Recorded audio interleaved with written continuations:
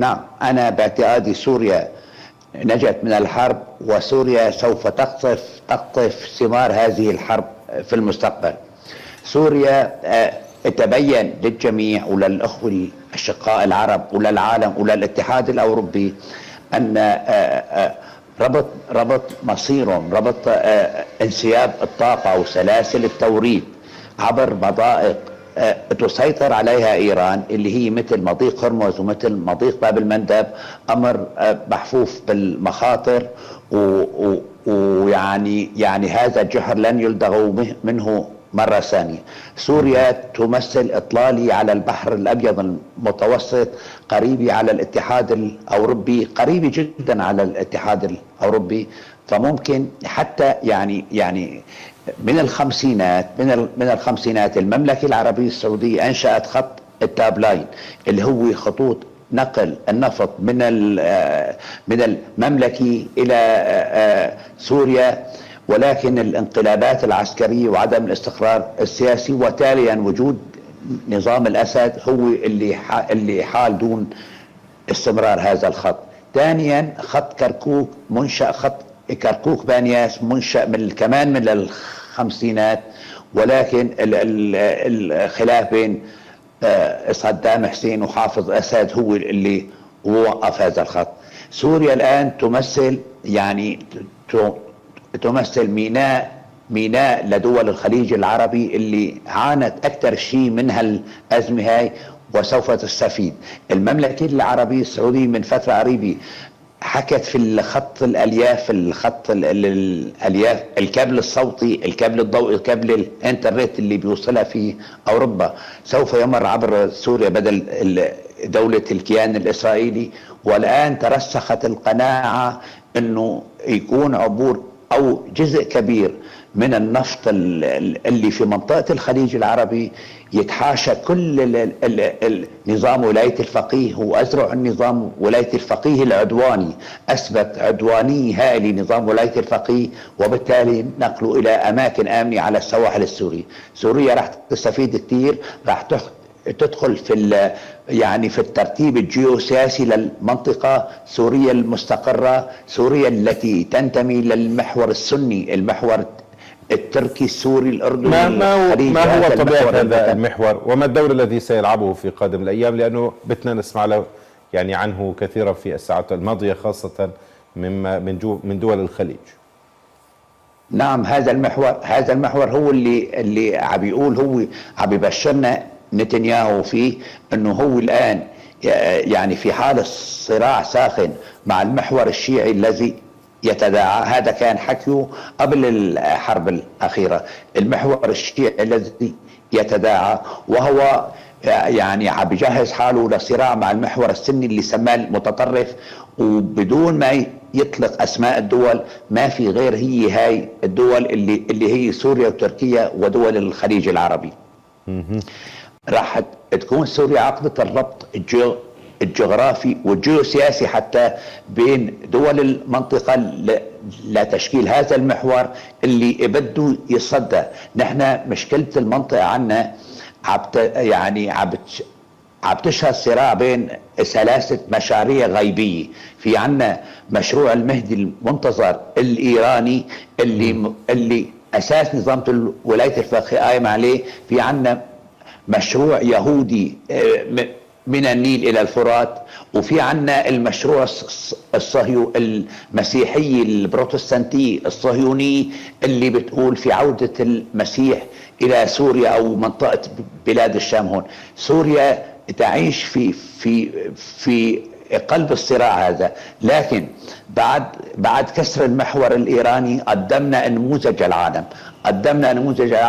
نحن عم نلاحظ الولايات المتحدة وإسرائيل هلا في حرب مع إيران. عم نشوف إسرائيل بحرب مع حزب الله صار لها أكثر من 2.5 سنين، وفي حرب على غزة صار لها تقريبا كمان 2 سنين لم يتمكنوا من إنهاء هذا الملف، لم يتمكنوا من الانتصار عسكريا، أجادوا التخريب. نحن بنشبه يعني دولة إسرائيل الغاشمة مثل نظام الأسد، بتجيد التخريب لكن لا تجيد الانتصار. قدموا السوريين مثال، هلا نحن في الذكرى ال15 لانتصار الثورة السورية، قدموا السوريين مثال على أنه الانتصار بيتم عبر الزحف البري، عبر انه بدون سلاح جو، بدون دعم خارجي، بامكانيات بسيطه مشوبه بالاصرار والتصميم والارادي، تمكنوا من خلع المحور الايراني من سوريا عبر ازاله نظام الاسد. نعم. السوريين راح يستفيدوا ان شاء الله من نتائج هالمعركه هاي، وتبين أهمية سوريا الجيوسياسية لكل دول المنطقة. سوريا المستقرة الآمنة راح تكون هي يعني عبر تفعيل النقل السككي والنقل الطرقي ونقل خطوط الأنابيب والطاقة وحتى سلاسل التوريد على البحر الأبيض المتوسط، بتبعد أوروبا عنا مثل ما بيقولوا شلفة حجر 200-250 كيلومتر من وصل في اليونان. سوريا عم بتقدم حالها. الغاية الإسرائيلية كانت أنه الخط الحرير الهندي اللي بده يعبر إسرائيل، اللي كان محكي عنه بأيلول 2023 بقمة ال20، أنه راح تكون إسرائيل جزء اساسي في خط الحرير الهندي وقت اللي كان نظام الاسد والمحور ايراني في سوريا. الان سوريا عم بتقدم نفسها انه انا ممكن اكون على خط الحرير الهندي او على خط او على اي خط اخر، عم بتقدم نفسها دولة مستقرة وامنة، وراح كل خطوط الطاقة وكل سلاسل التوريد من والى سوريا بيكون عم بتعدي بامان. رايي انه العرب مع الاتراك بحاجه لتشكيل ناتو عربي تركي، ممكن يسموه ناتو اسلامي، ولاني نحن في عنا تحالف شيعي في المنطقه، وفي عنا تحالف صهيو مسيحي. يعني اذا سموه ناتو اسلامي ما في مشكله، اسلامي سني ما في مشكله، ولكن ليس يكون في جيش للناتو، يعني جيش الناتو العربي. يعني مثل هلا ما موجود حلف الناتو، كل جيش من جيوش الدول الاعضاء هو احد جيوش الناتو تابع للناتو العربي. يعني في جيش سعودي، في جيش سوري، في جيش قطري، في جيش اردني، ولكن في عنا بحلف الناتو في هيئات وفي اركان مشتركه بتصيغ الخطط، بتصيغ يعني اليات الدعم اللوجستي، اليات الدعم الفني، التعاون الاستخباري. فبيكون اذا تعرض لنفرض الكويت لتهديد، فبيكون يعني عندهم خطط جاهزه خلال فتره قريبه، بتكون يعني بتكون في قوى جاهزة لحتى تتصدى.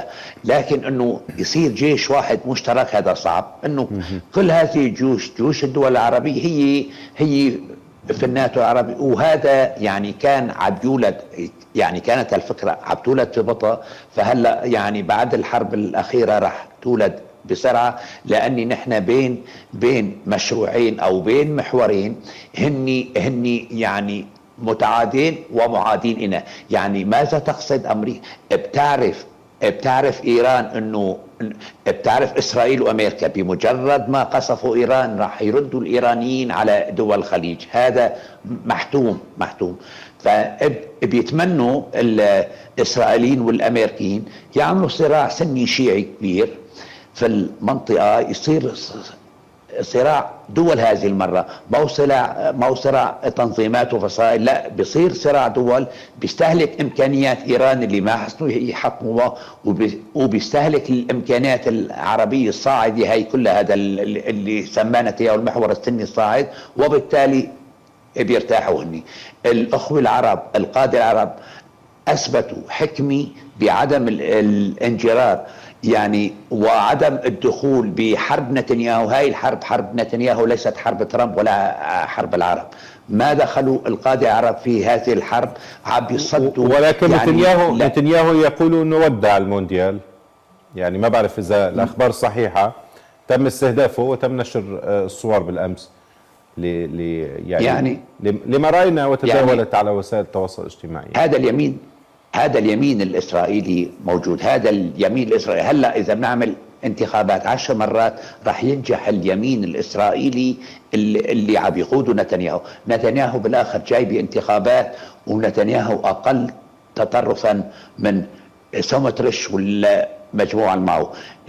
يعني حتى هلا بعد انتهاء الحرب راح نشوف كثير من الصهاينة، من الاسرائيليين اللي معهم جنسيات ثانيه خاصه غربيه، بيكونوا هلا ضابين حقائبهم وهن معهم جنسيه ثانيه او عندهم تعليم شهاده عالي ثاني او في عندهم اموال، راح يتركوا اسرائيل بهجره معاكسه. راح تضل اسرائيل هاي داعش اليهوديه، الدوله الدينيه التوراتيه راح تضل موجود، وهن لا يخفوا هذا، اعلنوا يهوديه الدوله. وحتى اسماء المعارك اللي كانوا يخوضوها على حرب غزه او على لبنان او هلا الحرب على ايران بسموها بالاسماء التوراتي. لكن في سؤال عم ينطرح عند الاخوه العرب: ما هي الغايه، ما هي الفائده من القواعد الامريكيه في المنطقه؟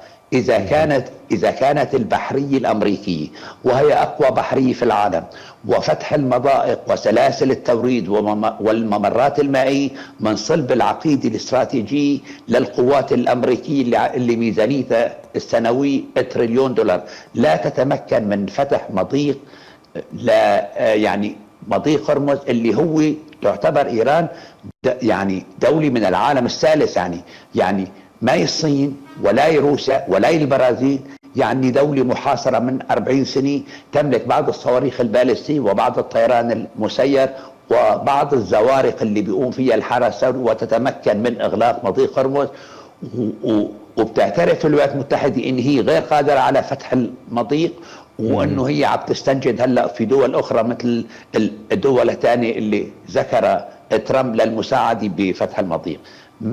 يعني دول الخليج العربي راح يقولوا نحن شو عم نستفيد من هذه القواعد، اذا كان هم الاول اعتراض الصواريخ اللي طالعه من ايران على اسرائيل، هذا الهدف، او التجسس والحرب السبرانيه وجمع المعلومات، او القيام باعمال بتخدم الولايات المتحدة مثل الحرب على أفغانستان أو حرب على الإرهاب أو على داعش. فما الغاية من وجود هذه القواعد إذا اتخذت ذريعة للإيرانيين للاعتداء على هذه الدول؟ هذا السؤال مطروح كثير للنقاش بعد الحرب هاي، وانا بعتقد انه متى ستنتهي؟ تقول بعد الحرب، هل ستنتهي هذه انا بعتقد هذه الحرب ستنتهي في تغريدة من رئيس ترامب قريبا جدا. الرئيس ترامب لن يقبل ان يتحول الى بط عرجاء في الولايات المتحدة وباقي له 3 سنين في ولايته اذا خسر انتخابات التجديد النصفي للكونغرس، واخذوا الديمقراطيين الاغلبية في مجلس الشيوخ، في مجلس النواب، راح يتحول الرئيس الجمهوري اذا فقد اغلبيته لبط عرجاء غير قادر على تمرير اي مشروع قانون بيقترحه على الكونغرس. الرئيس الامريكي بيهمه شغلتين، ما بيهمه لا راي العرب ولا راي نتنياهو ولا راي الاوروبيين، حتى الاوروبيين نفسه حلفائه فورا رفع العقوبات على النفط الروسي، وعم بيوسط الرئيس الروسي بوتين للتفاوض مع ايران او للوساطه مع ايران، واطاح بكل الجهود الاوروبيه اللي كانوا خلال 4 سنوات الماضيه عم بيحاولوا يفطموا حالهم عن الغاز والنفط الروسي، وشال كل العقوبات عنه. الرئيس الامريكي ما راح كثير بهمه انه المواطن الامريكي اللي هلا زاد عليه لتر البنزين بمعدل 24%، ممكن اي حركه خرقاء في جزيره خرج وبدها تؤدي لردود فعل ايرانيه على منشات طاقه في ارامكو في دول الخليج العربي، راح يصير برميل النفط بال$200 وفوق. ما راح يوصل الرئيس الامريكي لهالمرحله هاي. عض الاصابع الرئيس الامريكي براغماتي، واذا عض هو بيصيح قبل المرشد الجديد وقبل بنيامين نتنياهو، لان حرب كانت اختياريه ما هي حرب اضطراريه. كل الامريكان بيعرفوا انه الحرب اللي لحد الان الامريكان ما عرفوا شو اهداف الرئيس الامريكي من الدخول على الحرب. وهذا ما اريد ان اتوجه به الى ضيفي الاستاذ جوده الجيران، يعني وتفضل البقاء معي لاختم معكم بعد قليل. استاذ جوده، اذا ما توقفت الحرب الان يعني، وذكر ربما سيلطم الامريكان على الطريقه الايرانيه او يلطم يعني الإيرانيون على الطريقة الأمريكية، ولكن في نهاية المطاف إذا ما توقفت الحرب الآن، من سيكون الرابح، من سيكون منتصر، ومن سيكون الخاسر بنفسه؟ نختم هذه الحلقة معكم.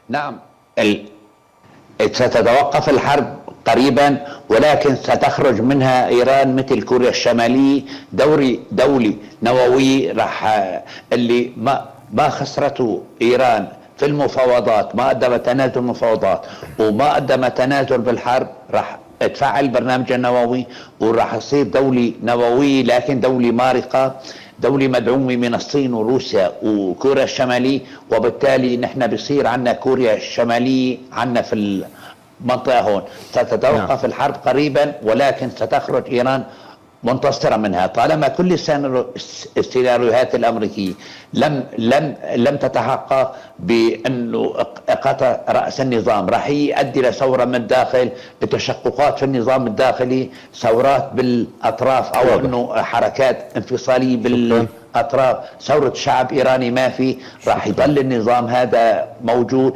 وراح يزداد تطرفه أكثر بعد ويحس حاله أنه منتصر. إذا تتوافقون يعني في هذه النقطة مع الأستاذ جودة، يعني تحديدا في هذه النقطة. نشكرك جزيلا الشكر. انتهى معي وقت هذه التغطية، وتغطيتنا مستمرة مشاهدينا الكرام. شكرا جزيلا لك دكتور باسل الأورفني، الكاتب والمحلل السياسي، ونلقاكم دائما على خير مشاهدينا الكرام. هذه